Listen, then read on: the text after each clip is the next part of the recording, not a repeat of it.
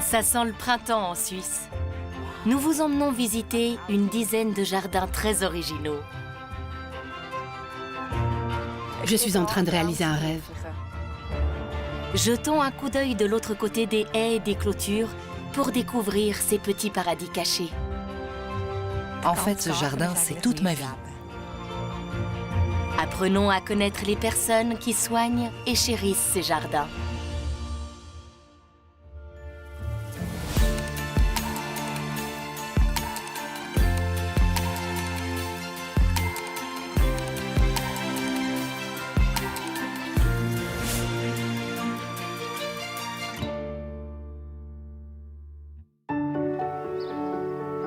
Aujourd'hui, je me rends dans une région de forêt au nord de la Suisse, et plus précisément à Orwald, dans le canton de Soleure. C'est dans ce paysage de contes de fées, où il me semble entendre le lapin et le renard se dire bonne nuit, que nous allons découvrir le jardin de l'artiste Erika Grossenbacher. Je me réjouis déjà de partager son univers et son histoire. Je pénètre dans un monde de songes, et suis accueillie par une explosion de couleurs et de parfums provenant des buissons de roses, puis des marguerites et des bosquets. Toute la palette des verts est représentée dans ce havre de paix où les plantes vivaces s'affichent en couleurs. Tout concorde à merveille. Et ce n'est pas fini. On trouve aussi des oiseaux, des anges, des chaussures, des chevaux, et même un groupe de lutrins.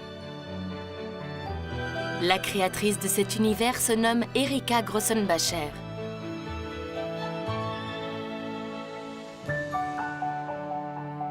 Bonjour, Katharina, enchantée. Enchantée. On rencontre beaucoup de choses en traversant le jardin. J'ai eu l'impression de découvrir quelques secrets. C'est tout à fait ça. Tu as un style particulier. Oui, pour moi, c'est un jardin de bien-être, romantique. Et pourquoi tu places des objets dans ton jardin? Ce sont les secrets de mes rêveries. Ils font partie de l'ensemble. Généralement, mes amis trouvent l'endroit agréable.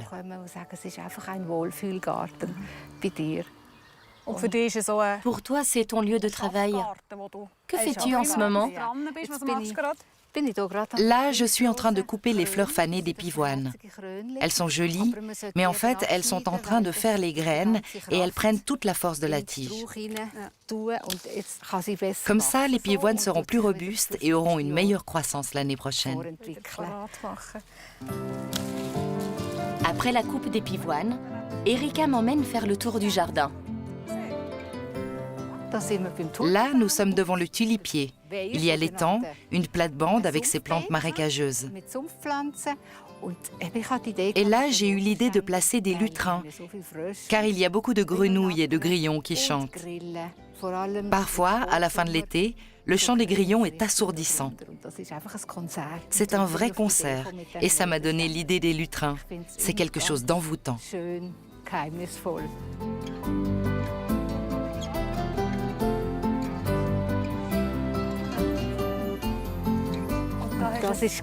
Ça, ce sont les glycines. Et là, il y a un lit dans le jardin.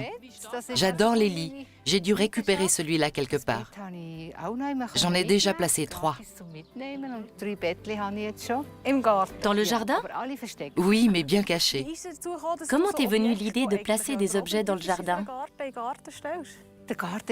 Pour moi, le jardin, c'est comme un salon, une chambre. Idéalement, un jardin est composé de plein de pièces. Et là, ce pavillon, c'est une pièce de plus. Oui, c'est ma pièce romantique. Et en ce moment, tout est blanc.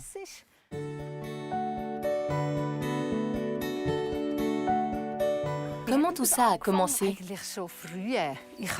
Il y a longtemps, en collectionnant des objets, je me suis dit que ce qui est à l'intérieur peut aussi être dehors. Si c'est cassé, ce n'est pas grave. J'avais un orgue, je le trouvais super. Il venait d'un monastère, quelqu'un me l'avait donné et m'avait dit qu'il était cassé et irréparable. J'avais décidé que je le voulais dans le jardin, car j'aime bien ce genre d'objet. Je l'ai gardé dans mon jardin 3 ans. J'en ai même joué. C'était pour moi un plaisir incroyable. Jusqu'à ce qu'au fil du temps et du vent, Je ne l'ai pas couvert et ça me paraissait faire sens qu'il reste encore un moment dans mon jardin. et là-bas, ce cheval, quelle est son histoire? Ça, c'est simplement mon animal préféré, le cheval, les chevaux de carrousel ou le cheval à bascule. C'est comme la vie, une fois en haut, une fois en bas. Dans le jardin aussi. Je le mets de temps en temps dehors. Quand j'ouvre mon jardin au public, je le mets là où il va le mieux. Je l'adore. Pendant longtemps, j'ai fait de l'équitation et j'ai travaillé avec des chevaux dans les fermes. On laisse le cheval derrière nous et entamons la traversée en diagonale du jardin. C'est là-bas que se trouvent les coulisses du jardin. Près de la forêt qui jouxte la propriété, on aperçoit un portail. Là, on entre dans un endroit un peu mystique. En été, c'est très frais. Frais, en effet. Je m'y sens mieux parfois pour travailler. C'est aussi là que tu stockes tes objets.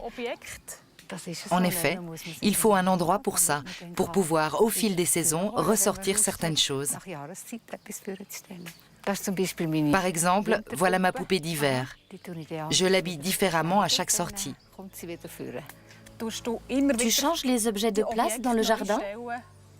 Oui, comme les lutrins dans l'étang. Quand il y a beaucoup de neige, je les regroupe. Ils sont dans la neige blanche et c'est divin. D'où vient cette constante envie de changement? Je ne sais pas. J'aime ça. Ça vient des tripes. En tant qu'artiste, on a toujours des idées. Déjà enfant, je manipulais les objets. Je retournais la table, je passais un drap par-dessus. Je construisais des châteaux. Ce sont des mondes que tu bâtis. Je construisais des châteaux. Ce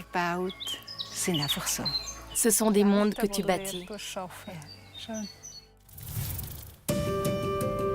Pourtant, Erika n'est pas née dans un jardin. Elle était une enfant de la ville. J'ai grandi à Klosterberg, au milieu de la ville, à côté de l'Atlantis. On n'avait pas de jardin, mais j'allais souvent dans une ferme, dans le canton de Fribourg, chez une famille qui était super sympa avec moi. J'y suis allée jusque vers mes 15 ans. Durant les vacances d'été, je les aidais.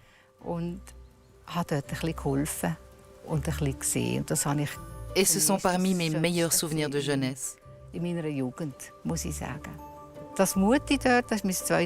La mère de famille, un peu ma deuxième maman, avait un très beau potager. Avec des baies, de la mélisse, des herbes et plein de calendulas. Alors, quand Erika s'est installée à Orwald il y a 40 ans avec son mari, elle a planté ce qu'elle connaissait, des calendulas. Mon mari jardinait beaucoup à l'époque.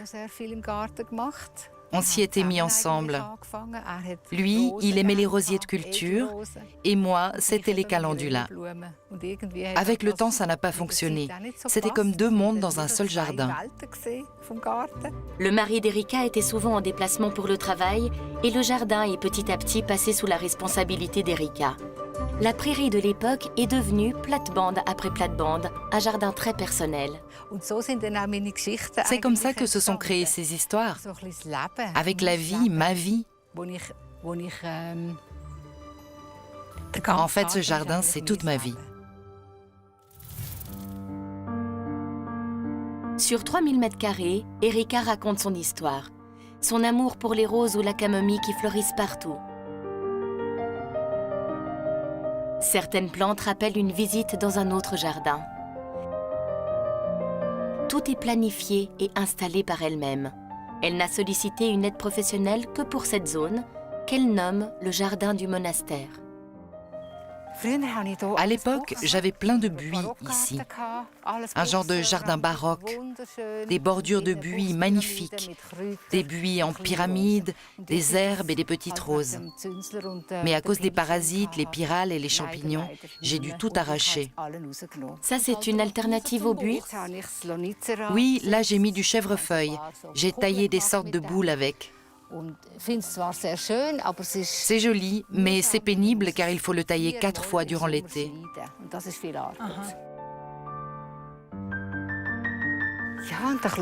On dirait un jardin de curé où tout est en place. C'est la seule zone assez grande avec des sentiers en gravier. Et quand on ferme les yeux et qu'on marche, on se croirait ailleurs, vraiment dans un jardin de monastère. Et quand on ferme les yeux et qu'on marche, on se croirait ailleurs, vraiment dans un jardin de monastère.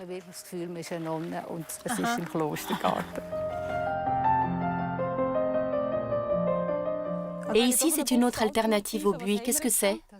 Ça, c'est un fusain. Et on peut le tailler comme le buis, lui donner la forme qu'on veut?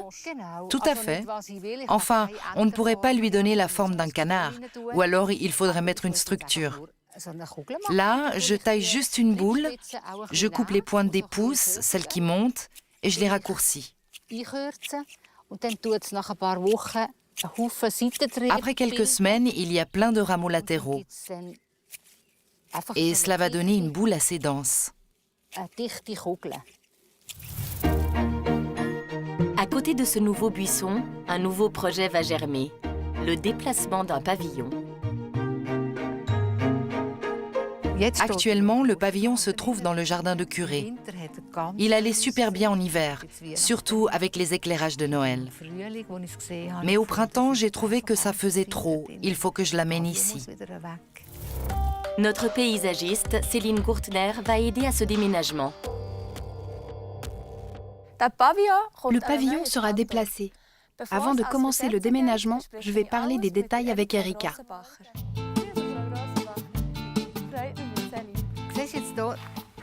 Tu vois là, il y a le sentier en gravier. J'aimerais bien que le pavillon soit ici pour garder le même style.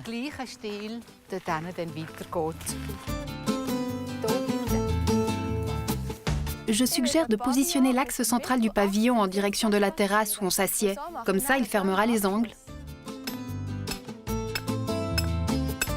D'abord, je mesure la nouvelle surface.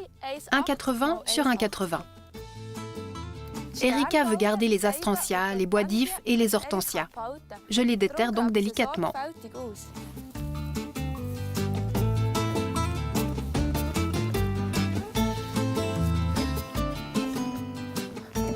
Le trou fait 25 cm de profondeur. On y met le gravier.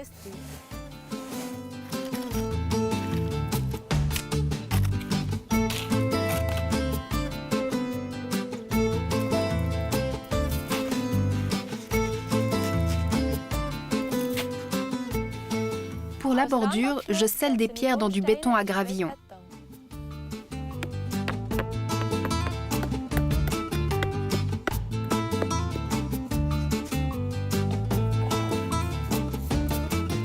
Je remplis les espaces avec du mortier de terre.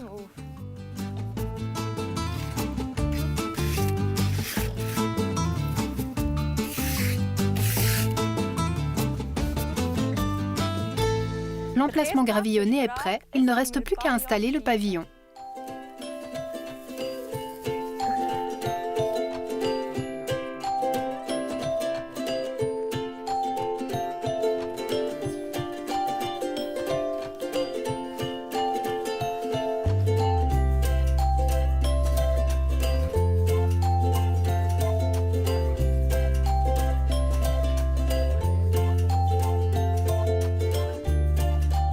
Maintenant, je peux replanter l'if. Pour améliorer le sol, je mets du compost et non pas de la tourbe. L'exploitation de la tourbe participe au changement climatique.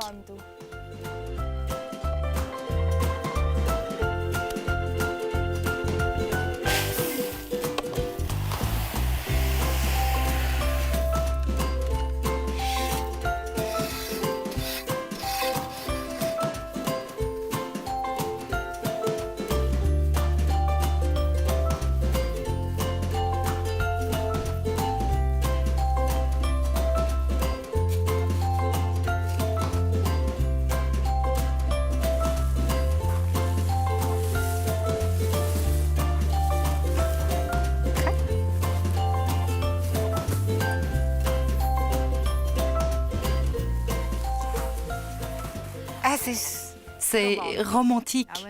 Et quand tu es en face, c'est beau.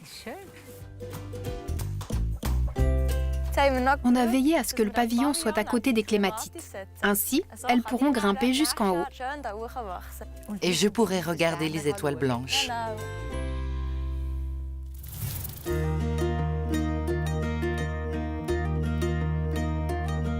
Partout où je pose mes yeux, je découvre des coins inattendus et des plantes dont je ne connaissais pas l'existence. Et ça, c'est quoi comme arbre? Je n'en ai jamais vu. Ça, c'est un hêtre de Perse. Il a de belles couleurs rouges en automne.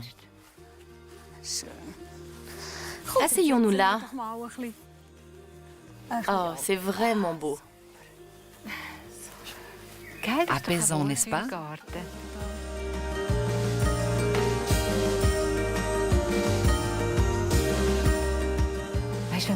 Tu sais, quand je regarde, ça m'émerveille à chaque fois. C'est l'effet que ça me fait le matin quand je prends mon thé ou mon café et que je fais un tour. Chaque matin, je fais une ronde. Quand on regarde tout autour de nous, on dirait un tableau. Et d'ailleurs, toi, tu peins?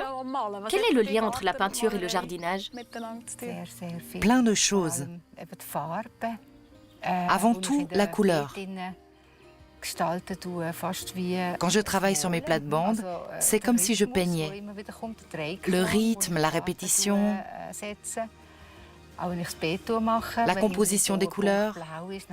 Quand je compose mes plates-bandes, si un endroit est bleu, j'équilibre les autres parties en fonction. Je crée des clairs-obscurs. Et je fais la même chose quand je peins.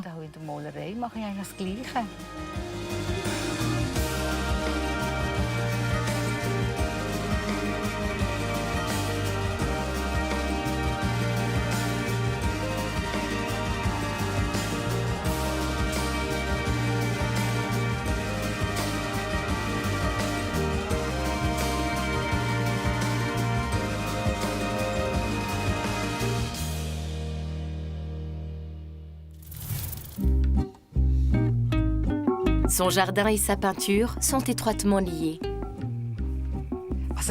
J'ai toujours peint, même étant enfant. Jusqu'au jour où mon mari m'a dit « Tu fais des choses intéressantes, je vais organiser une exposition. » Et j'ai répondu « Oui, bien sûr, fais-le. » Jusque-là, j'avais toujours offert mes peintures. Finalement, j'ai eu ma première exposition en 1986 et le thème était bien entendu les fleurs, les jardins, les chevaux aussi. C'est un sujet que j'aime beaucoup. Et des gens en mouvement, des gens qui dansent, car j'aime mettre en image tout ce qui bouge.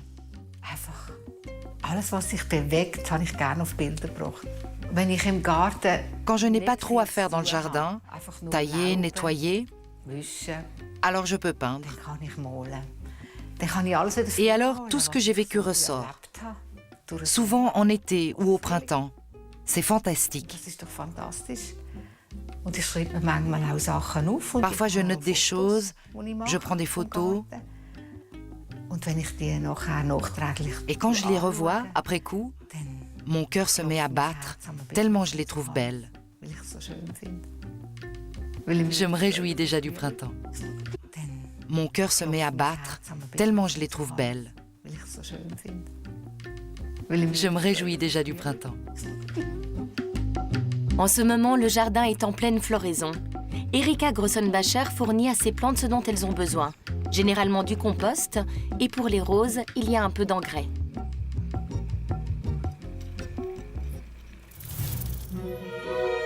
Le parterre de fleurs d'Erika est fantaisiste, mais tout de même ordonné. Les hauteurs des plantes sont définies et les couleurs sont en harmonie. Ces parterres, on dirait des espèces d'îlots dans ton jardin. Comment les disposes-tu? Je regarde la hauteur et la profondeur des plantations et la couleur, bien entendu. Là, on a donc le bleu avec un peu de lilas. Là, de nouveau du bleu, des fois un peu de rose.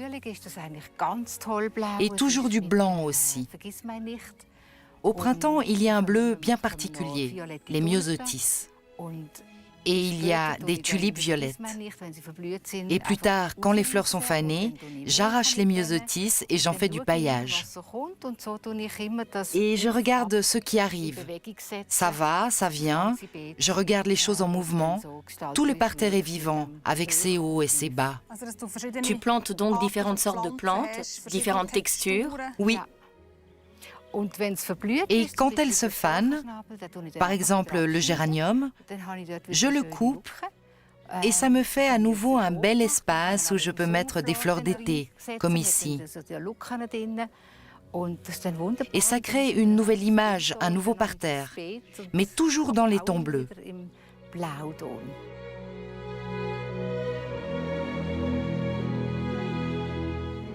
Ces parterres peuvent changer indéfiniment. C'est ce que nous explique Niels Honetschläger. Il est expert en plantes à la Haute École des Sciences Appliquées de Zurich. Lors d'une plantation, il y a différentes possibilités d'agencement. On peut choisir une monoculture qui ne comprend qu'une sorte de plante. L'entretien est simplifié car on peut tout de suite reconnaître les mauvaises herbes et les éliminer. L'inconvénient est qu'une seule variété de parasites suffit pour détruire toute la plantation. C'est pourquoi je conseille de combiner plusieurs plantes. Dans une mosaïculture, on installe différents groupes de plantes côte à côte. Cela donne des possibilités de jouer avec les couleurs. On choisit en principe des plantes qui ont des exigences similaires, à croissance touffue par exemple, qui ne s'étendent pas et qui en général vivent longtemps. En monoculture et mosaïculture, on parle de plantation urbaine. Ça signifie que la plante ne se dissémine que très peu et que sa population reste stable. C'est pourquoi le volume de la plante reste le même, d'une année à l'autre et pendant la saison. Une plantation dite dynamique est naturellement plus libre et diversifiée, comme une plantation mixte par exemple. Dans une clairière, les plantes vont se disséminer librement et pousser un peu partout. La composition est aléatoire au fil du temps. Une plantation dynamique se compose généralement de 20 à 30 sortes de plantes différentes qui s'installent au hasard. De cette manière, si une variété ne se développe pas, ça n'altère pas l'aspect général. Une plantation de ce type a tendance à se réguler toute seule. Il ne sera pas nécessaire de la désherber plus de 1 ou 2 fois par an. Il est conseillé de la couper à l'aide d'une moto-faucheuse en janvier. Le type de plantation le plus connu et le plus artistique, c'est la plate-bande de plantes vivaces, facile d'entretien. Un peu comme pour une plantation mixte, on applique des principes de composition et de choix de couleurs pour jouer avec les textures et les rythmes. Les grandes plantes prospères, à l'entretien facile, qu'on appelle les vivaces principales, comme les eupatoires par exemple, peuvent être plantées une à une selon un rythme régulier. Elles vont composer le fil rouge de la plantation. Et dans les intervalles, on va mettre des vivaces d'accompagnement, généralement des plantes plus petites et au ton moins vif, comme par exemple l'échinacea rouge ou bien le phlox. Elles ajoutent du volume à la plantation. Est-ce que tu veilles à délimiter les zones? Oui. Avec cette ligne bien nette, séparée du gazon, ça demande de l'entretien? Oui, comme tu vois. Je vais te montrer. Alors, montre-moi comment tu fais. Pour ça, j'ai cet outil. Ah, celui-là? Oui, celui-là. Je le plante à moitié et je... Tu piques dans le gazon?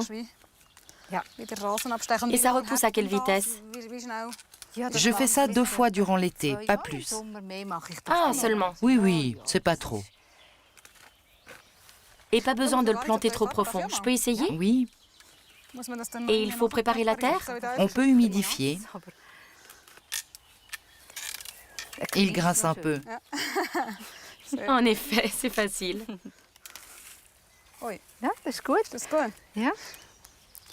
Et tu laisses les racines dans la terre? Je les laisse, mais si elles sont grosses, je les ramasse. Et après ça, c'est fini? Non, après j'utilise ces grands ciseaux sans me baisser, ce que j'apprécie. Oui, c'est pratique. Et je coupe la bordure. J'enlève ce qui dépasse vers l'intérieur et je fais une ligne bien nette. Ah oui, c'est propre. Joli. C'est un beau travail. Entretenir un si grand jardin, c'est un gros travail. Je suis impressionnée de voir le plaisir que procure cette tâche à Erika. La manière dont elle évoque ses plantes est parfois poétique, comme quand elle parle de ce grand tulipier qu'elle a planté il y a 35 ans avec son mari.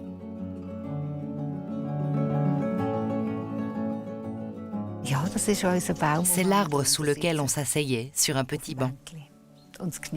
On appréciait le bruissement des feuilles, les yeux fermés.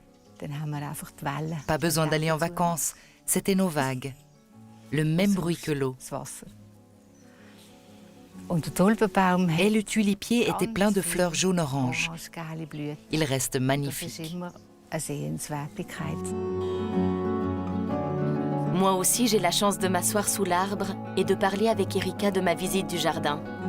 J'ai découvert une jardinière très créative et une peintre passionnée.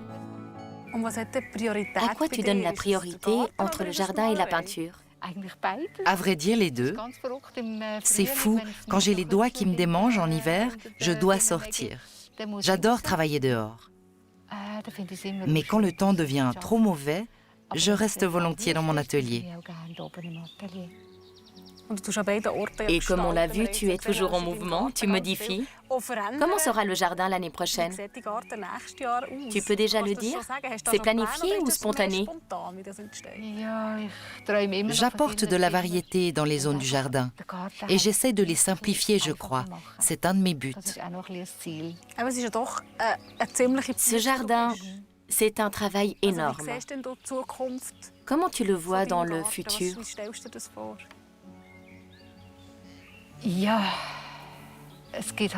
Viendra un temps où c'est le jardin qui va gagner. Pour l'instant, c'est moi qui le contrôle. Comment dire? Je me souviens d'une histoire qui s'appelle « La maison cachée », dans laquelle le jardin, peu à peu, recouvre tout. Pour chaque personne qui a un jardin, vient le moment où le jardin reprend la main. Il continue de pousser, mais nous, avec l'âge, on ne peut plus tout faire. Mais pour l'instant, tu maîtrises encore ton jardin. Je suis encore jeune et je vais le tenir encore un bon bout de temps. Le jardin romantique et enchanté d'Erika Grossenbacher est en constante métamorphose. À chaque saison naissent de nouvelles images, sur la toile ou dans le jardin.